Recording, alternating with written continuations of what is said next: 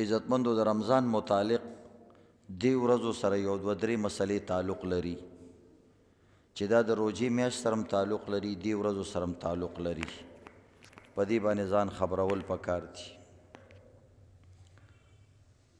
یو مسله دا د عزتمندو چې کوم انسانانو اعتکاف کړی دی نو بعضې کسانو نه ښځو نه یا نارینهو نه اعتکاف مات شوی دی. د اعتکاف ماتولو مطلب دا دی چې یا په ښځو باندې ماهواري بیماري راغلی وه نو هغې سره اعتکاف ماتېدو، او یا چې کوم دی عزتمندو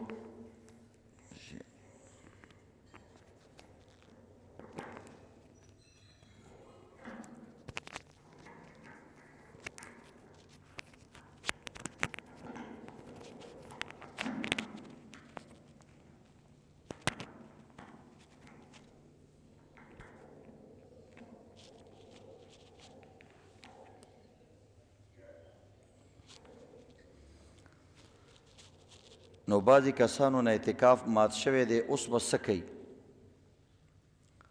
نو زموږ شریعت کې دا قاعده ده لا تبطلوا اعمالکم، خپل عمل به نه ماتې، په منځ کې به یو عمل نه پرېږدي. اوس یو انسان نه د عذر د وجې نه پاتې شي نو بیا شریعت وایي چې ته به د هغې قضا کې لمونځ قضا شته، حج کې د نه څه کوتاهي راشي د هغې به قضا کې، عمره کې قضا شته، طوافونو کې قضا شته. دغه رنګ عزتمندو نو اعتکاف هم یو عمل دی، دې کې هم قضا شته. ځکه چې کله ته نفل عبادت شروع کړي نو دا یو قسم له دا تا په ځان باندې لازم کو چې دا به زه کوم. شروع کې تا ته شریعت وایي که کې وکړې که نه کې مه کوه، خو چې یو عمل دې شروع کو نو دا به بې اخره پورې صحیح طریقې سره سر ته رسې،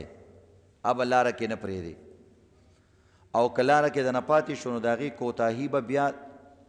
تدارک کې، یعنی هغه به دوباره صحیح کې.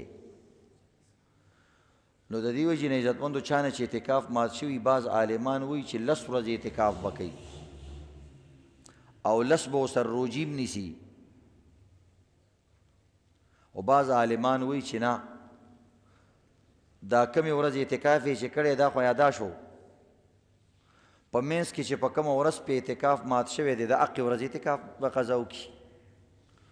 او هغه نورې ورځې خو ده نه دی نیولی، بس هغه خو یې نصیب شوي د سره نه دي، بس هغې نشته. نو لہذا چې یو شواروز اعتکاف وکړي، یو شپه او یو ورځ، یا الګ دی بې ضرورته اوتې و اعتکاف ته مات شو، جنازې له پکې لاړې، چاته مریضان را پېښ شوي د دې د وجې نه،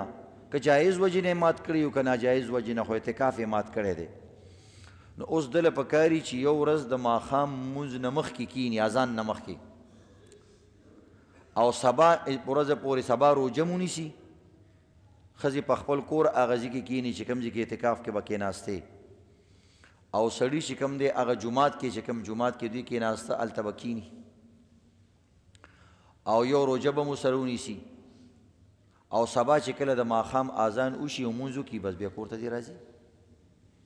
نو دې طریقې سره یو مسله دا وه.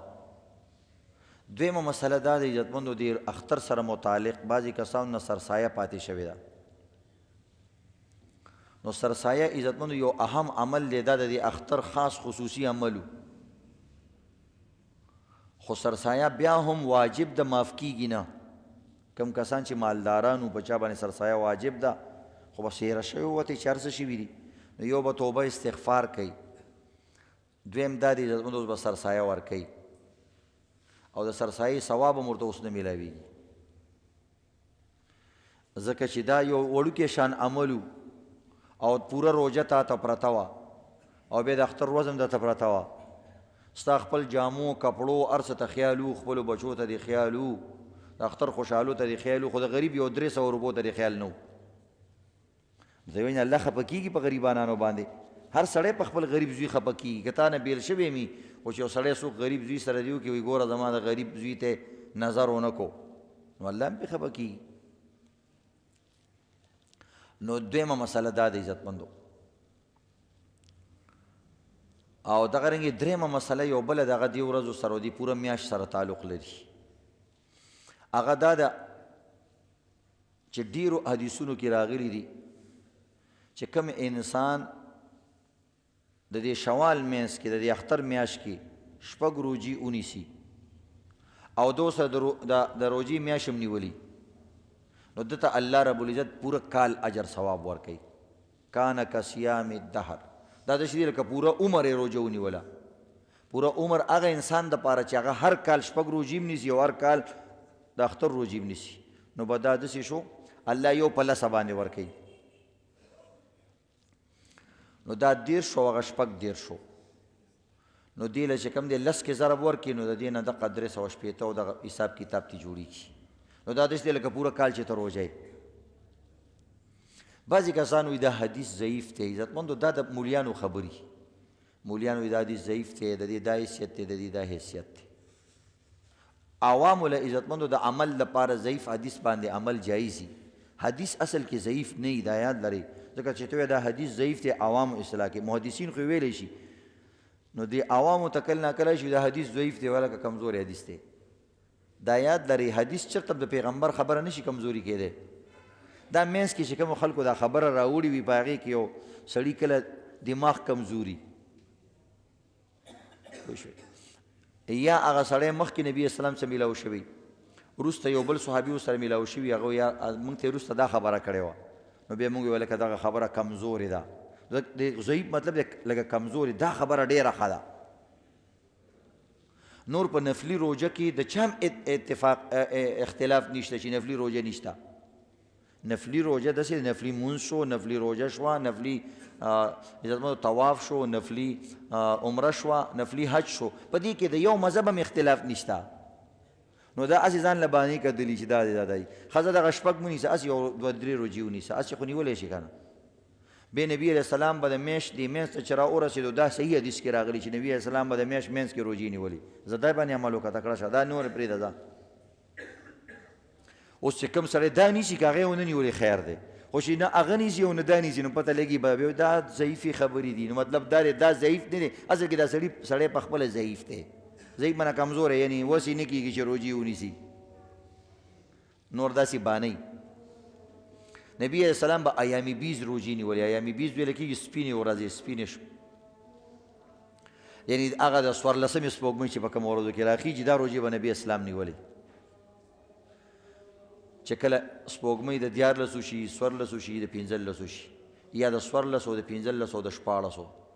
دا 3 روژې به نبي اسلام نیولې میاشت کې دغه بنده ونیسي اوس تیار زمونږ او ستاسو پریکټس شوی دی الله راته روژې اساني کړي دي یو انسان چې 30 روژې نیولی شي نو یو یا 2-3 نیولی شي نو د دې وجې نه ځان عادت کوئ ګینې میاشت کې هسې یو روژه نیسئ ځان د دې عادت کوي او روژه داسې عمل دی الله وایي د دې بدله زه خپله ورکوم ځکه د ده نه بل څوک خبر نه دی چې دا روژه دی که نه دی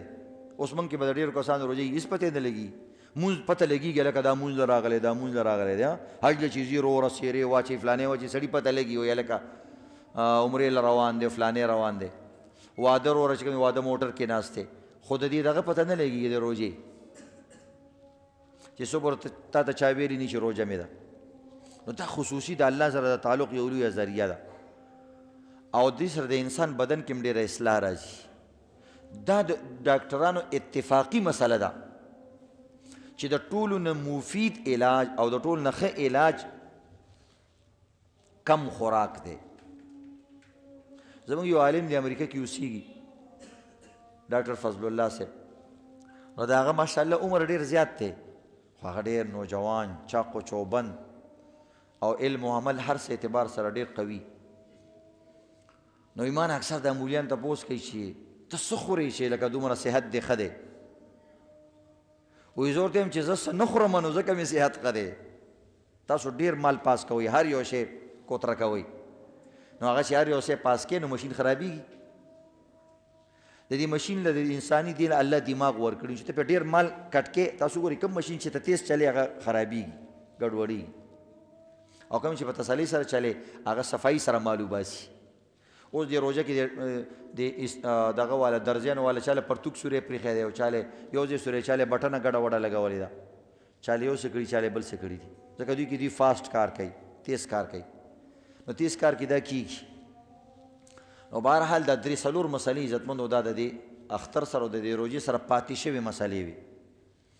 بعضې څلورمه مسله دا د بعضې کسانو نه روجي پکې تلي دي، نو اوس هغه روجي خپل قضا وکړي، چا نه بیمارۍ د وجې نه تلي، بل څه د وجې نه تلي، د انسان د مرګ پته نه لګي.